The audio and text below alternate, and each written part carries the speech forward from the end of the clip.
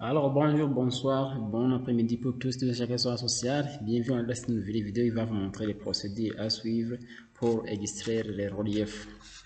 En commençant à expliquer tout ça avec l'extraction des reliefs pour la différenciation d'une zone d'étude pour une zone inondée ainsi que des zones non inondées, c'est-à-dire les reliefs. Je vais commencer à inviter ceux qui n'ont pas abonné sur la chaîne de s'abonner sur la chaîne, de liker la vidéo ainsi que de faire des commentaires pour qu'ils ne puissent pas rater des prochaines vidéos. Comment vous procéder pour faire tout cela? Je vais vous dire qu'on ne peut pas faire tout cela sans pourtant utiliser des logiciels cartographiques tels que ArcGIS, ainsi que des autres applications ou bien des autres logiciels usuels dans la cartographie. Comment vous procéder pour faire tout cela? On va en premier lieu lancer le logiciel QGIS. Et ici, je vais préférer utiliser le logiciel QGIS pour vous montrer tout cela. Et je vais ouvrir mon application QGIS. Une fois lancé l'application QGIS, le logiciel QGIS, je vais importer une couche vecteur sur laquelle va m'aider à découper la zone sur laquelle je vais extraire. Je vais ici par exemple importer une couche vectorielle, mais parcourir là où j'ai stocké toutes ces données. Ici,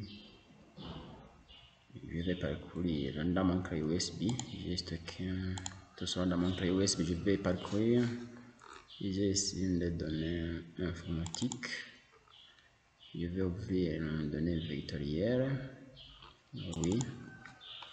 Et puis, je vais importer les données supportées sur les collines. Je vais extraire par exemple ici les différencier les zones inondées, ce qui nous zone inondée de n'importe quelle colline. Je vais choisir une colline au hasard pour vous montrer la procédure à suivre pour l'extraire aussi pour les autres zones.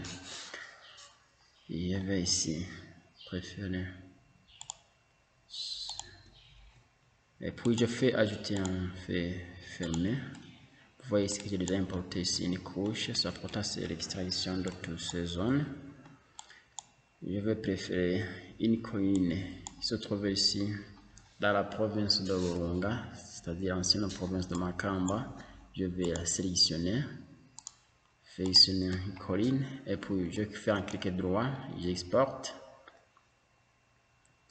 Et puis je sauvegarde l'entité sélectionnée sur colline de Burunga. Je vais abréger colline de la province de Burunga. Je vais exporter. Vous voyez ce que j'ai déjà exporter la couche supportée sur la colline que je vais extraire. Comment pouvons-nous procéder pour faire cela? Je vais procéder à importer une couche raster, c'est-à-dire au modèle numérique de terrain. On ne pas oublier qu'on ne peut pas faire tout cela sans avoir un modèle numérique de terrain que vous pouvez utiliser pour extraire tous ces reliefs. Je vais cliquer sur cette couche d'importation des données raster pour importer le modèle numérique de terrain. Et puis, je vais sélectionner là où j'ai stocké le modèle numérique de terrain. Si je ne possède pas le modèle numérique de terrain, je vais la télécharger.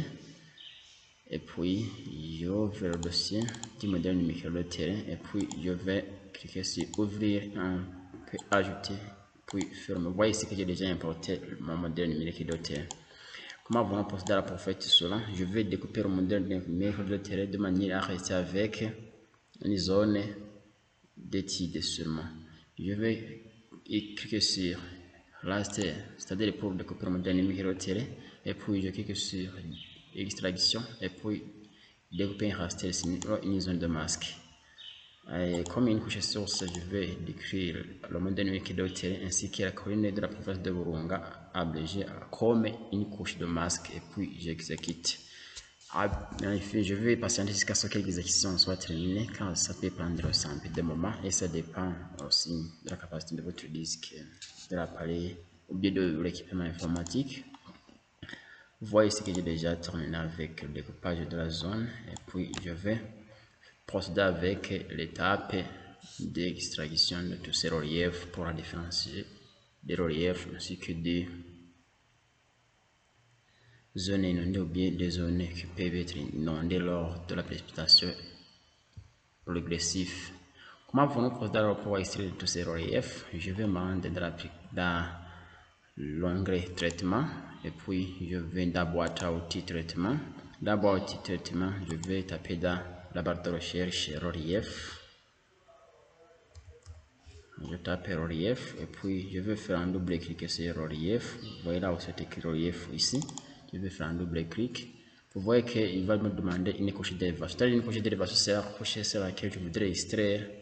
C'est la couche que j'ai découpée lors de la découpage du modèle numérique d'autres terrains. Comme une facteur 0, je vais laisser ça. Oui, je peux même augmenter et diminuer.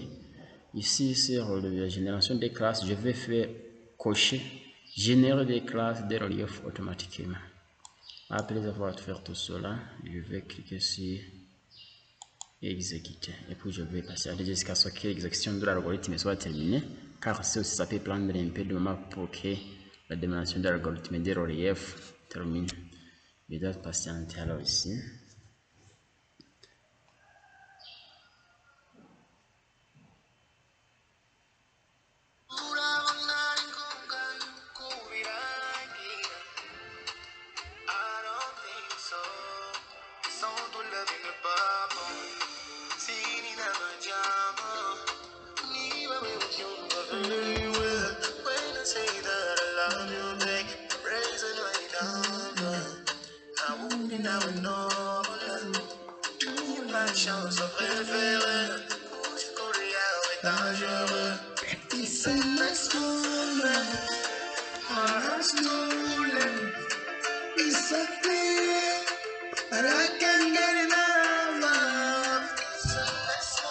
Une fois que le traitement de l'algorithme s'attend, je peux même aussi ici changer les paramètres.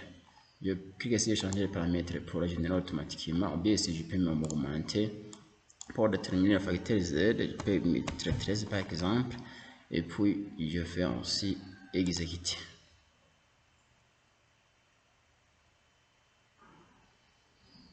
Vous voyez ici que l'exécution est déjà terminée. Vous voyez ici que j'ai déjà terminé avec le relief. Vous voyez ce que j'ai déjà généré le relief. Je peux même ici décocher tout ça. Couche.